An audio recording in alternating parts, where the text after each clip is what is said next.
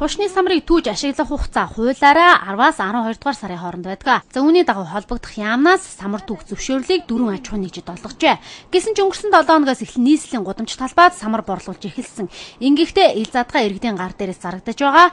За ингэж борлуулж байгаа үйлдэл нь бүгд хууль бусын дээр боргоцоо болцсон ч болоог байгаамаа. Жимсний уйлрал ихсэнтэй холбогдвол нийслэлийн иргэд хотын ойр орчим дах ногоон бүсээс жимс түүх нь ихссэн. За ингэж явахдаа түүхий боргоцоог модноос нь салгахын тулд мөчрийг нь тайрах, шатаах, за бүдүү мун ашиглан олон дахин цохих зэргийн элдв арга хэрэглэн хуш модыг гэмтэх болжээ. Гэтэл хуш мод нь өөрөө ховор төрлийн ургамал тооцогддог юм байна.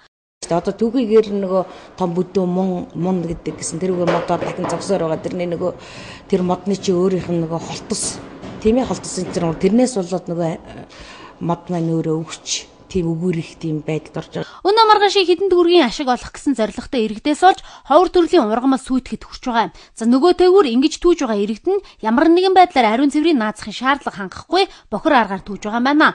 Хэрвээ иргэд санаж байгаа бол өмнөх жилүүдэд холбогдох байгууллагуудын шалгалтаар самар түүхчдийн дийлэнх хэсгийг гэр оронгүй тэнмэл иргэд эзэлж, за түүнийг цайруулж байгаа хүмүүс нь гэрийнхээ орны цагаан хэрэгслийг ашиглаж байсан нь үйлдэл дээр баригдсан байдаг.